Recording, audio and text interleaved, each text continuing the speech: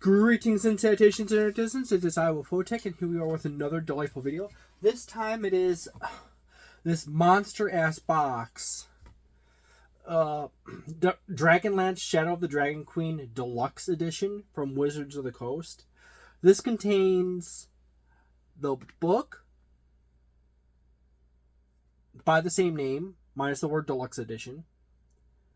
It includes the game Dungeon Master screen, and it includes the board game. Now, there was a way back when this was new, a lot of people had difficulties getting this through the Wizards of the Coast website. And so far as I know, Wizards of the Coast still has difficulties with getting all their shipments out on a timely basis. They just do. They're not a shipping company. They're not set up for that. They make stuff. They contract other people to manufacture it, and they contract people to design it. So that's what it is. And then they have a few people on staff that do some things. But anyways, as you can see on the back side of this, here's the book. There's the screen, and then there's a board game. The book, by the way, comes in 3 different variations. And me personally, I'm a Nintendo gamer. I've been playing Nintendo video games since the NES. Nintendo gamers are known for being hardcore collectors. It's just one of those things. And I have, over the years, have gotten over that behavior, because it is very counterproductive to burn all your money and resources trying to collect everything. It's actually really dumb just to buy different variants of a thing just because it's a different variant of a thing. I still have, if you look way up there on top of my shelf, there's a huge Meebo collection. The shelf actually is actually double deep. You have 3 layers of Amiibo up there. And you also see my Octoling, as well as my god, I forgot the name of that game for the Nintendo Switch. It's something Atlas Battle for the Stars, and it was the Star Fox version of it for the Nintendo Switch. I literally forgot the name of it. I only have it because it's Star Fox tied in. But anyways, my Wolf Link Amiibo, still in box. I got the cards, but I got the cards, the little Amiibo cards you buy off of Amazon, so I don't have to take them out of the boxes. But that's evidence that I, at one point in time, was a really crazy person who bought and collected tons of stuff, and then kind of realized at some point that is opportunity cost occurs when you spend $15 on that, and you spend $15 on that, and you spend 15 and 15 and 15 and 15 and 15. It doesn't take long before you get to $100. It doesn't take long for you to get to $200 and $300. And once you start burning extra money, like $500, $600 a year, that is a month's rent in a small studio apartment, or a car payment, or a little extra money in your bank account, in the savings account, gaining a little interest, or on a CD, or whatever that you could be investing your money in. And you're gambling on the collectibles outgrowing money investments, which sometimes they do. Sometimes they do. You know, there's a few Amiibo up there that if I take all the dust off, I flip around and I can make $80 or $100 just on them, you know? But still, let's get back to the matter at the hand.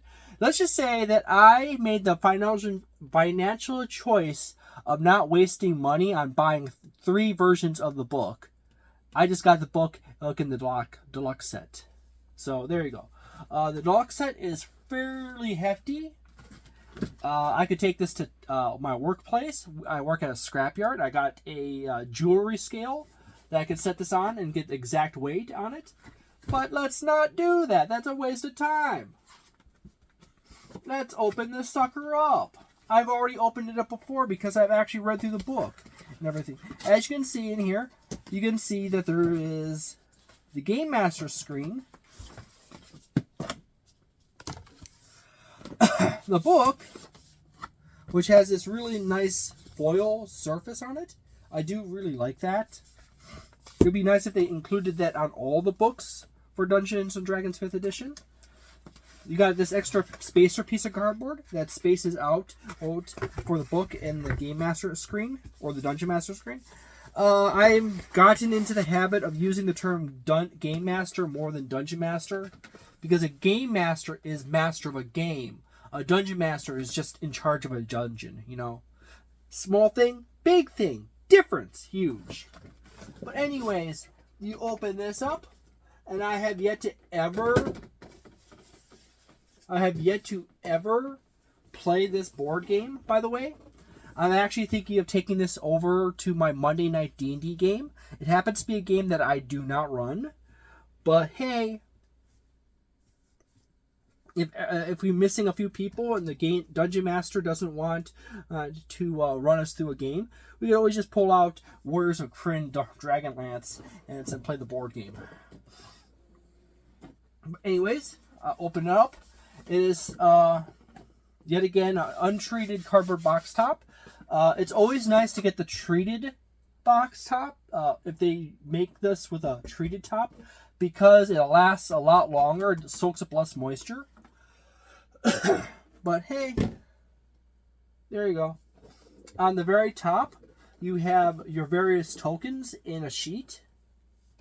There's still some space. They could have probably added a few more of these pieces into here, and maybe shifted this around or this around, or added a few more of these. You like had 2 more here and 2 more here, or 4 more here, just so you have more of them. It would be nice, you know. They're double-sided. Then we have a little bits of terrain, as well as right flank, rear flank, etc. More tactical stuff. Even some. It also is duplicated on the back side.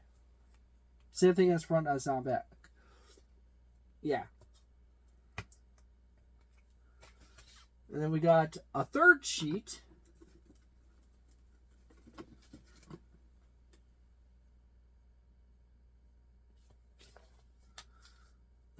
A fourth sheet.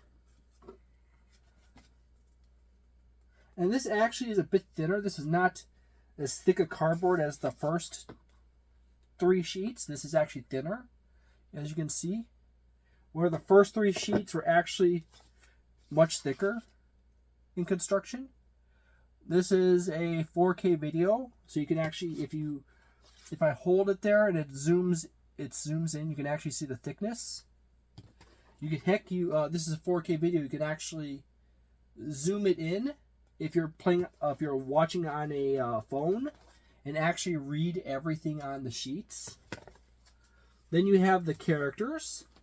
By the way, this is actually fairly similar in concept to another board game I reviewed earlier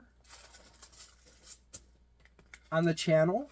It was by TSR Games. It's actually one of my oldest videos on the channel by TSR Games. TSR Hobbies of Lake Geneva. It's literally in my backyard. I literally could drive 45 minutes all the way out to Lake Geneva and say hi to Ernie or anyone out there, or just roam around the area and talk with, run into Luke or anyone else. But I am from the land of Wisconsin. I can go to a bar, pull out the rules cyclopedia for basic Dungeons and Dragons or Back Me D&D, and say who wants to play D&D? I got dice, and I'll have bikers say yes, come over, and they roll up elves or dwarves or a fighter. or even a halfling, or anything like that sort. I live in that magical land where anything's possible.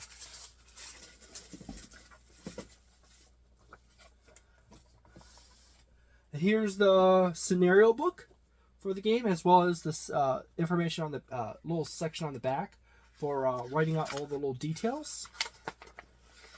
The introduction for it, and running the scenarios, and how to set the board from all the punch-out pieces, and so forth. The different scenarios. And then you got this, some of these sheets. These are protective sheets to protect the books. Then you have the rule book for the game. Part of me says that actually should be before the scenario book in the organization, because you naturally want to get to the rule book first before the scenario book. That way someone can start reading it. Then you have these battlefield tiles where you set up all the troops and everything on it for your wars, and they're different on each side.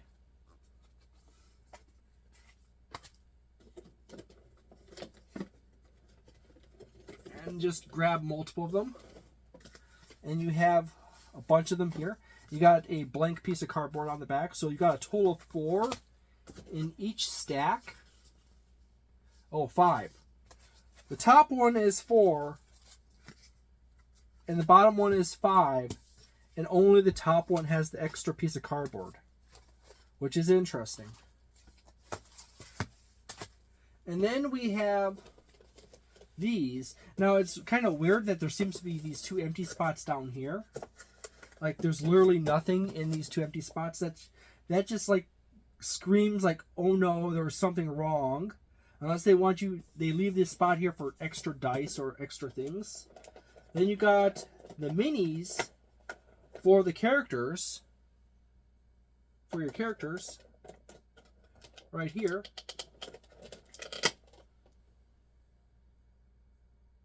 Eventually we'll focus.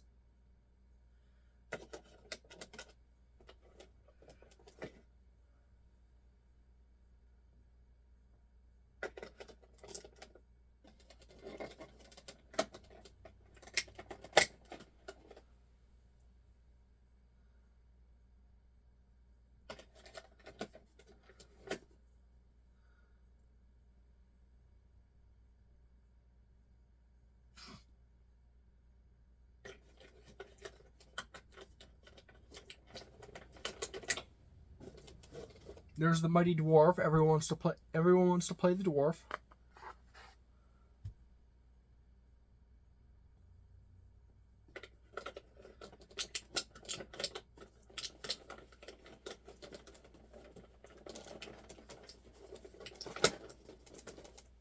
And then we have these purple troop markers and these orange troop markers.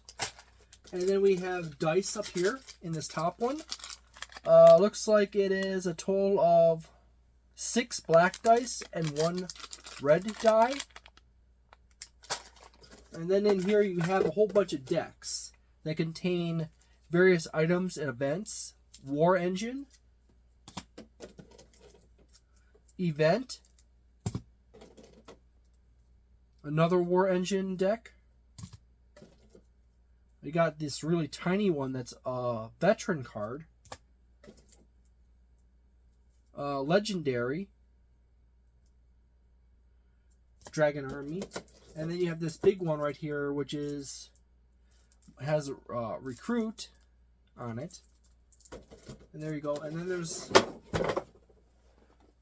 these pieces of cardboard under here.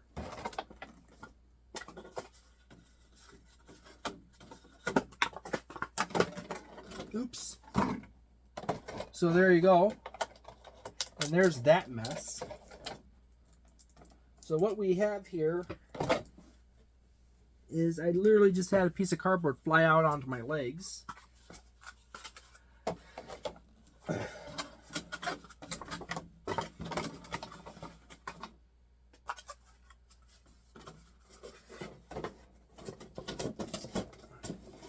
And that's what happens when you pull a little cardboard out the backside of something. Thing that was being a spacer.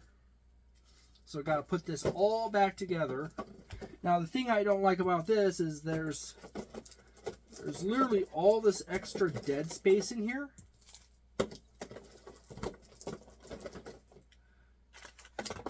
Got to put that back on top of there. Boop. And then we got dice in here. Oops. As well as the military markers. And then there's this weird nothing zone. Like, did I like lose stuff in the box? Did they like... And it looks like it's all there. Yeah. It just has these two awkward pockets here that have literally nothing in there. So... You got crags, you got grassroads, foothills, fields, canyon, abandoned fields, forest road, prairie.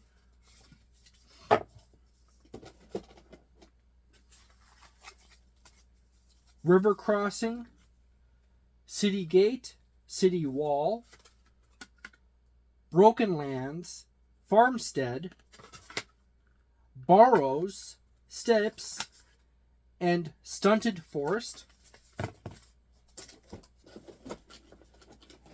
As I said before, I have yet to play this. So from basis of all the reviews I've seen of it, and from what I have looked through already, it looks to be a fairly decent game overall. And from what I have read so far, is that it's supposedly the best thing in this box. There will be a proper review video later about Warriors of Krynn in Dragonlance board game. But let's go back to the Dragonlance book. First and foremost, many people have complained that this book is supposedly a campaign setting book. Or was advertised to them as a campaign setting book, but it's actually an adventure. So let's page through this and let's find out. There is this cover right here. The contents section. War Comes to Krynn, which is basically an establishment. Character creation. Prelude to War, which is basically the beginning, the prologue to the campaign. When Home Burns, which is the beginning of the campaign. Shadow War, Northern Wastes, City of the Lost Names, Siege of Calamane, The Great Magic. Then here you got Appendix A, Gear and Magic Items, and Appendix B, Friends and Foes, and Appendix C, Sidekicks, and Appendix D, Story Concept Art, and Appendix E, Maps. So, from quickly reading over the table of contents and giving you the chapters sections, it is clearly that this is not a campaign setting book. This is an adventure book. And so far that really proves it out from flipping through this book, and I've already done that once before. It's one of the few things I did. There's actually supposed to, this, I believe, if I remember correctly, when you get the box, that this is actually wrapped up in plastic. So, oh my goodness, I already ripped off the plastic already. So as I page through this, there's currency and calendar conversions and a rumor table. And then you have deities of Krynn and references to the various deities all around Krynn. It's important to note that it has sort of this quasi-campaign section, and then it just ends. The campaign setting section, right up in the front. And then we go to the character creation section.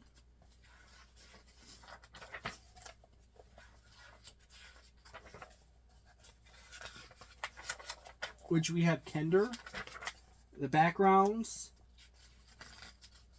and then into classes and backgrounds, feats,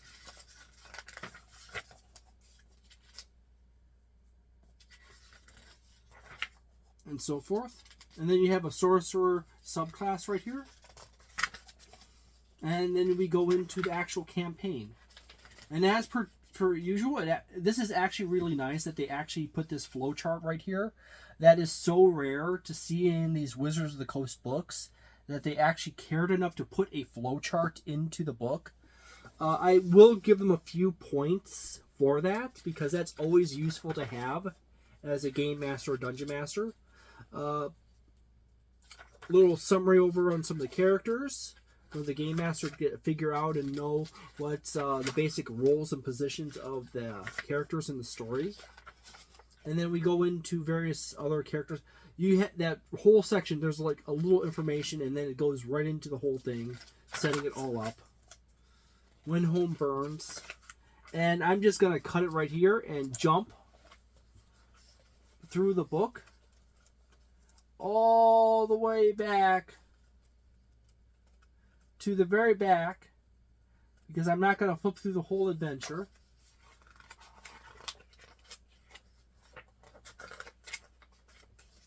Now we have gear and magic items. This is actually pretty neat. There's some really interesting items. By the way, I really do hate the fact that D&D Beyond screwed up the Hoopak. It split it into 2 different items.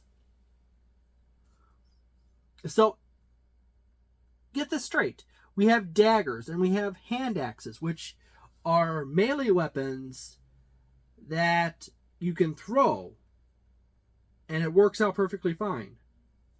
But we got a Hoopak, and all of a sudden D&D Beyond can't figure out how to make it a single item that you do both forms of it works as both a melee and a ranged weapon at the same time. And for Pete's sake. So you end up in, and then you go into all these fun creatures. The Draconians. I actually have an entire box down here that has nothing but Krynn books in it. And various monster books for 3.5. It's supposed to go into storage, but I actually left it out. There's a Hoopak right there. It's basically a spear with a sling on the end. Lord Soth. Red Ruin, Skeletal Knight, Western Krynn. Then you have the sidekicks. Interestingly enough, the sidekicks are also the characters in the board game. So there you go. That's handy dandy. Need to keep note of. And then you got sidekick levels. The thing I really wish that Wizards of the Coast did, or D&D Beyond did, is to actually make sidekicks as an actual class. Because sometimes you'll get people who want to play as a sidekick and not as a full-on character. And sidekicks would be a good character group for completely new players. And when I get done with my my gaming systems, I will make a sidekick groups, or an ally group class that will basically function as a simple introduction class that can be used by the dungeon master the game master to aid players in combat or in adventures, or players can brand new players who never played the game before can go and use them, and they be simple and easy to play through, and they have a nice set of nice variety of abilities, but not exceedingly complex abilities to get around matters. So there you go. That is the book. And then onto the Game Master screen. And I've already done a video like this before, where I have shown off both the Game Master screen and all the books that came in it, and that was the Spelljammer video. So there you go. You have all the standard stuff right over here. Now, what you typically see in these DM screens is the condition section is usually over here. It usually ranges from here to here, and then you have concentration, suffocation rules, a few other small rules on the side here, and then they have this section right here All these rules are typically way over here on this far edge. However, they shifted them this way. So all this stuff is pretty much standard for all the Game Master screens. And the same thing goes for this section right here, the setting DCs. The new stuff on this Game Master screen, or Dungeon Master screen, is this Warzone Encounters table right here. Draconian Army Encounters, Northern Waste Encounters, Calamane Region Encounters, and so forth. And then you have the Dragon Army Supplies and Prisoners tables. And that's all new right here. So this is the unique section to this screen for the system. Going on to the back side, you have this black and red motif. And personally, I have painted paintings and painted sculptures using a black and red and orange motif. I actually very much like that style of painting because you can just add a lot of texture and a lot of emotion. And red and yellow and orange are very primal colors. Red is a color of intensity. Yellow tends to be a color of hope. Black is a color of fear and darkness. So you kind of have a mixture of feelings that are invoked through that process. The dragons are clearly burning a city. And it's actually quite well done. It's a good example of minimalist details, economy in colors, and simplicity of overall design that is highly effective for invoking the exact emotional state in which you want your players to feel. As you can see, there's more dragons coming on the edges. And warriors on the other edge. So it's actually a rather nice screen. The Game Master screen, I would definitely say for a war campaign screen, this would actually be quite good. It's hard to say the exact rating because I cannot pin down, as I have not used this yet, what it is. But I do say it's in the high, it's a 3.75 star item. There's not very many Dungeon Master screens for Dungeons & Dragons 5th edition that have anything like a war setting tables. And being as such, it is a good basis point to build war campaigns from. If you have this Game Master screen, you can look at what they've done and build from that to make your own custom war campaign. This, on the other hand, other than the few magic items, the ancestry, the class, and a few feats, which are really powerful overall, with the exception of the ancestry, which is Kender, they're annoying to some people, but I've also had friends who've played D&D all the way back to the very dawn of advanced Dungeons & Dragons, and they absolutely love Kender. Damn dirty Durkee. I actually wrote a song for him. A dirty Durkee, he's the one. A dirty Durkee, he's the dirtiest one. A dirty Durkee, he's a prevert. You know. My God, that guy's messed up. And incidentally, if people are like concerned, like, oh my God, you just sung a song about really messed up dude, drug addict, pothead, crazy sex fiend. He actually enjoys being characterized as like that, and I have absolutely no fear of him like sending me any hostile messages or any such form. He owns it entirely. So there you go. But anyways, it is clear that this, based on all the reviews I've seen, and from what I have seen, that this is probably the star of the show right here. The book is nice. but it's weirdly enough a tie-in to the board game. And from what I've found in my research is that there's moments in the adventure where it references the need to use the board game for certain situations. And I find that so annoying that they sell this book on its own, and then all of a sudden you go through the book as a game master or dungeon master and discover that you run into situations where they suggest, hey, use the Warriors of Krynn in board game.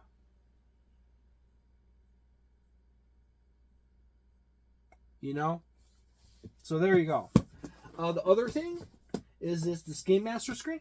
It is actually a fairly standard Dungeon Master screen for Dungeons & Dragons 5th edition. The war section is cool, and it's a good starting point if you want to homebrew your own war campaigns, or use it with the Dungeons & Dragons Dragonlance Shadow of the Dragon Queen in adventure. So there you go. It's hard to say my preliminary score for the book from the times I've paged through it. It kind of fits in that like 3.25 star territory preliminary score. It's so. This is in that 3.5 score range. So it's good. It's if you want to run Dragonlance, damn, there it is. And you want to run a war campaign, there it is. That's your thing. But it's not necessary otherwise. You can use all the other Game Master screens far more effectively for a broader range. The only thing this thing offers is a little bit of insight into war campaigns and some mechanics you can use. The board game, from all accounts from what I've seen, is the strong point. However, I don't play very many board games, and as I said, this is a preliminary review scores, or a preview score of a review score. It looks like it's a good game overall, from the times I flipped through the books, and from what I've looked at the various items in the box. However, I'm not going to put down a firm number. It's clearly in that 3-star range, but I'm gonna have to really go and take this and play this board game before I really pin down a number. As I said, I don't play a lot of board games, so play it safe. And then there's this star of the show, this cardboard divider. It's quite essential as it spaces out everything very nicely in the main box. If you want to store everything in the main box, like I do sometimes, the cardboard divider is your best friend. I give it 5 stars. So anyways, it is really nice that there's this zip away top here. That is much nicer than some other boxes. I've got these suckers right here, because those are clearly designed to be ripped open and thrown away, where this one you can actually unzip it and then put it back together without tearing. So there you go. My official feelings on this box is it's sitting in that 3-star territory. It's somewhere between 3 stars and 3.75 stars. It might even be 4 stars. The board game and the campaign. But anyways, definitely it seems to be the board game is the star of the show in this box. So if you just want to buy one thing or the other, either get the screen or the board game or the book, and you're a board game D&D player, the board game seems to be your best value. If you're a dungeon master and you are interested in war campaigns, the book looks to be as a good framework for an adventure. I mean, the Dungeons & Dragons Dragonlance Shadow of the Dragon Queen book. However, as I've read in other reviews and read through the book, it seems fairly linear, and it has some weird pacing and story logic going on. And that kind of ties back into the statements from various people that a lot of the people who worked in the Dragonlance setting basically said, we're not working on this product, and they basically walked away from it. So basically it was done by mostly all freelancers. That Wizards of the Coast, or people in-house, not the people that normally do the Dragonlance stuff. The main line or the secondary lines of Dragonlance books. So there you go. I hope you enjoy this video. I hope you have a delightful day, a nice night, a wonderful weekend, a magnificent month, and see you next time. Ciao.